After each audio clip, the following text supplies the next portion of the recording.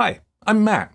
One of the unique aspects of Ollama is its dual nature as both an end-user tool and a developer tool with an API endpoint.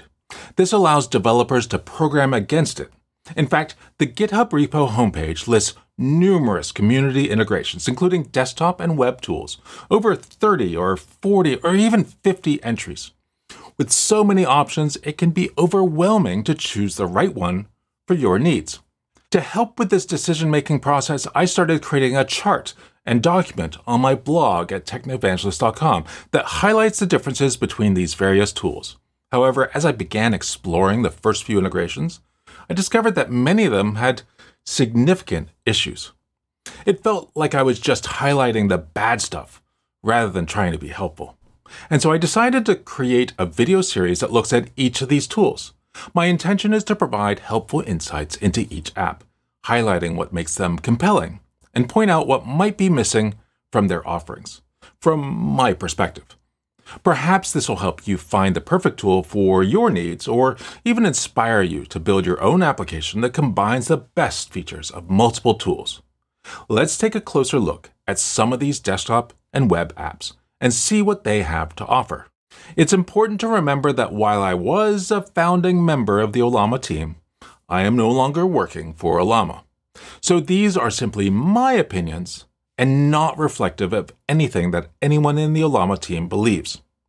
Okay, so let's look at one of these tools. With so many, it's hard to know where to start.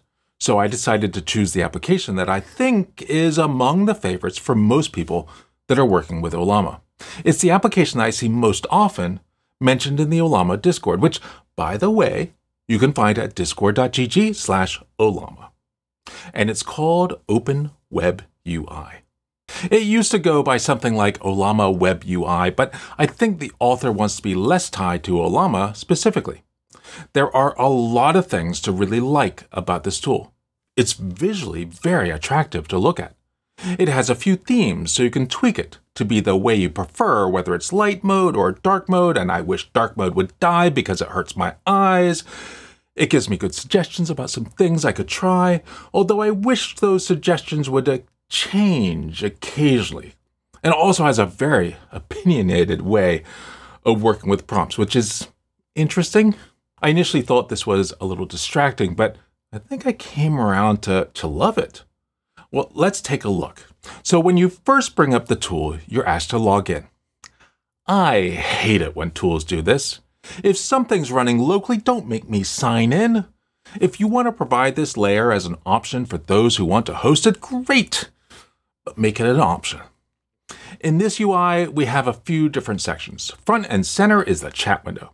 At the bottom, we can enter in a message and press enter, and then see the results in the main window. Right up at the top, we can choose a model. Now, this is a pretty critical step, so I wish it wasn't as visually hidden. On the left, we see a big button for a new chat, and then curiously sections for model files and prompts. I'll come back to those later. And then there's documents. And then below that is a list of chats you've had, along with a search box for searching those chats. Let's ask a question. Why is the sky blue? This is my go-to question, and my model is set to Phi3, which is a tiny model that is performing beautifully for so many use cases. Pretty quickly, we get a pretty amazing response. But I'm already getting ahead of myself a little bit. Let's go back to the web page and try to figure out how to get this thing installed. We can go to ollama.com and then click on the GitHub link. Now, this is the repo README. Scroll all the way down to the end. Well, almost all the way to the end. And we get to the top of the community integrations list. And look at the web and desktop tools. And here is Open WebUI at the top. This takes us to the GitHub repo for Open WebUI. Looking at the README, it looks like an incredible tool. I see local RAG integration, intuitive interface, code syntax highlighting, theme customization, markdown and LaTeX support, web browsing capability, and so much more. Looks really, really cool. And this list of features just goes on and on and on. Well, let's scroll up closer to the top and click on the releases link. And this is interesting because we can see that it's not just one release. There was a release just in the last couple of days, and we can scroll through here and we can see that there are releases happening on a pretty regular basis.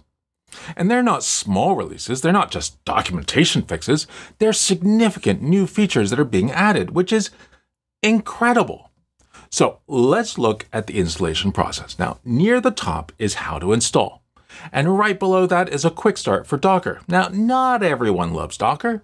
Some people don't like it for, I don't know, whatever reason. They might have misunderstood that licensing kerfuffle that happened a few months and another one a few years ago, thinking that they need to pay for Docker when most individual users don't need to pay anything. But if you're working with Docker and Ollama is running locally, then you can use this command. -D says run this as a daemon process with the UI running in the background. -P publishes the port 8080 in the container to port 3000 on your host. If you prefer to access it on a different port, replace 3000 with anything else. The add host parameter says to use Ollama on the local machine. -V creates a volume located at Open WebUI and mounts that to /app/backend/data in the container. Name sets the name of the container, and restart always means that if it stops for any reason, it's coming back up. And finally, we're specifying that the container registry and image we should use is on ghcr.io. If you don't want to use Docker, there are instructions you can follow over at this link. But once you have it running, you should be able to visit localhost and the port, which for me is 3000. And here we have that sign-in page. The first time we get here, we need to create a new account. So click sign up and enter your name, an email, and a password and click create. Now you're dropped into the UI.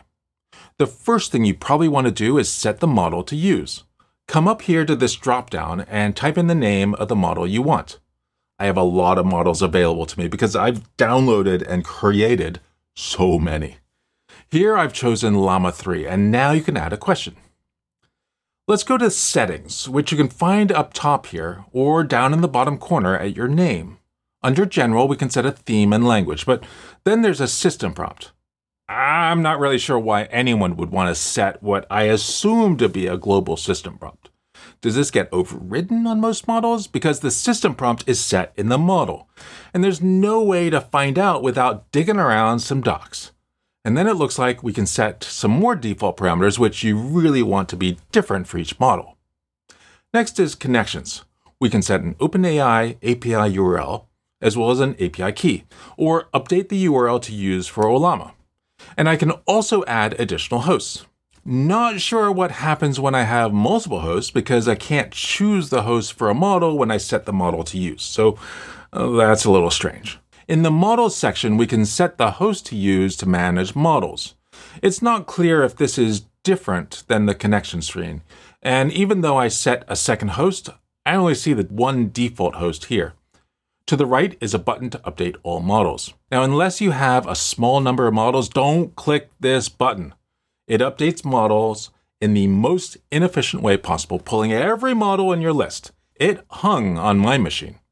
Then you can pull a new model if you know the name of it, though this is a much more awkward way than the CLI. You can also delete models from here. Now, it's interesting that they offer a way to upload what they call models as the source gguf files, but those are just the model weights and not the full Ollama model, so they're a bit useless until you make that model from that. And then you can do some management of models that you access through LLM. In interface, we have some functionality options and some default prompt suggestions. I'm not sure what the value of this is. I could imagine some default system prompts would be a lot better served here. In audio, we have the ability to set a speech-to-text engine, either using Whisper locally or using OpenAI. But we have no control over which Whisper models to use or which language you speak. And then there's text-to-speech, and again, there's local or OpenAI. The local one is all but useless. For images, we can use this to access automatic 1111, which is a bit strange, but the author seems to want to support more than just Ollama, so that seems like it could be useful to some. And that's all that's really interesting here. So far, everything feels pretty good about Open WebUI. Things work roughly the way you would expect, and it generally seems to perform well. But here's where we start getting a bit more interesting. Let's come up to the place where we can choose a model. There's this drop down, but there's also this plus sign.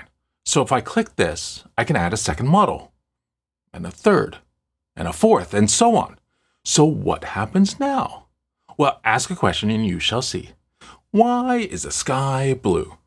We wait for it to respond and we can read the answer. Take a look at the top. I set it to use Phi3 and Llama 3. And so now at the bottom, I see it showing 2 of 2. Click the arrow. It's now showing me the output of the other model. So now you have a way of configuring multiple models, and it's going to ask the same question to each. There's no magic here. It's going to take longer to ask more models, but it becomes a bit easier to find the right model for you. There's also a thumbs up and thumbs down button here. The README seems to refer to some ability to use this to make something better, but there's no info on where that data is going. I couldn't find any way to get the info out. I looked at the SQLite DB that the app creates, and nothing seems to have been added. You can also edit the answer. Again, maybe this is to help come up with a series of good questions and answers to help fine-tune later, but the feature doesn't seem to be complete. Okay, let's go up to prompts on the top left corner and click the plus sign to add a new prompt. Here you can add a phrase you want to use as the beginning of your prompt. Let's try summarize. Enter summarize for title, and it will default to using the same thing for command. And then enter the prompt. Write a short summary of the following text. Click save and update. Now go to a new chat and type the / key. Press enter to select summarize. Go grab some text from somewhere and paste it in and press enter. And we have a summary. But we had to go through a few extra steps there. So go back to that prompt and add the word clipboard in double curly braces. Save and update, and let's go back to the chat. The text is still in our clipboard, so type /summarize and enter. It has automatically taken what's in my clipboard and added that to the end of the prompt. Well, that's awesome. But maybe you want to summarize it differently depending on the age of the person you're going to share this with. Add for someone who is, and then age in square brackets, years old. Go to the chat and bring that up again. The text gets pasted in and age is highlighted, waiting for you to enter an age. You can add as many variables in square brackets as you like, and as many prompts as you like. Now on that prompts page, there's also a link to discover a prompt, but it just takes you to the Open WebUI page. You can scroll down to find a list of prompts folks have shared, but it really should link you right to the right place. Even so, I didn't find that all that useful. I've found the prompts tend to be super generic, and it's better to come up with your own. That said, the whole / command to bring up prompts is amazing, and it may be my favorite feature of the app. Now let's go back to the chat. Now press the pound key, or you may call it the hash key. Type https://technoevangelist.com. Now you can ask any question about the content on that page. It doesn't seem to follow any links though.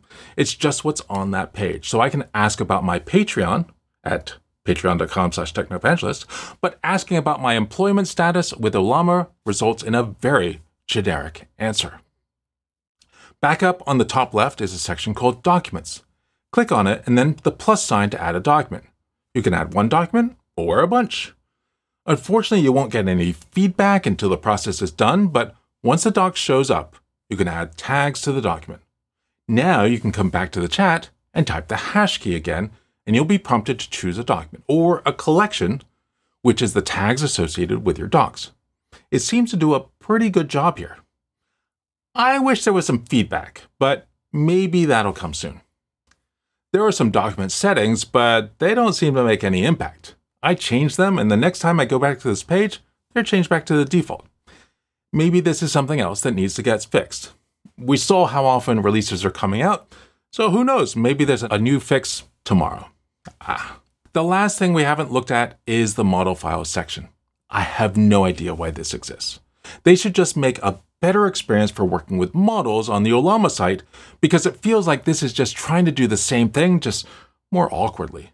I wish this would make it easier to take any model, then apply new parameters and system prompt, give the model a new name, and save it back to the Ollama library. The CLI already does that, but some folks prefer a UI, so it would be a nice addition. I covered everything. So what do you think overall? It's a nice tool, but some of the weird aspects are hard to get past. The whole user thing is a pain, though I'm sure they worked really hard on that. I wish you could just disable that whole piece entirely. What they're doing with the model file section doesn't make any sense to me, but having a better workflow with models would be great.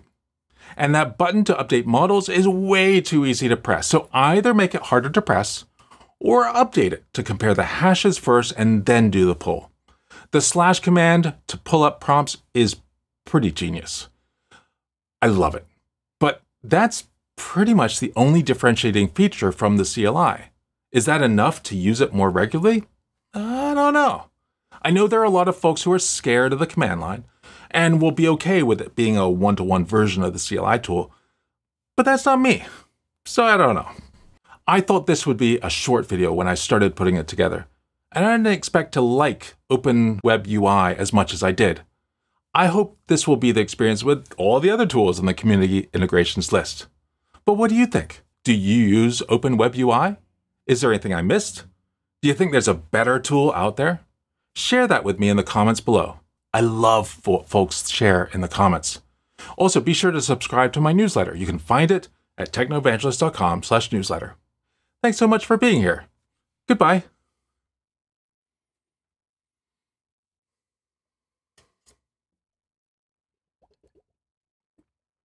This is a cool bottle from Hydrate. And so when I haven't drunk any water for too long, it glows and reminds me to drink water.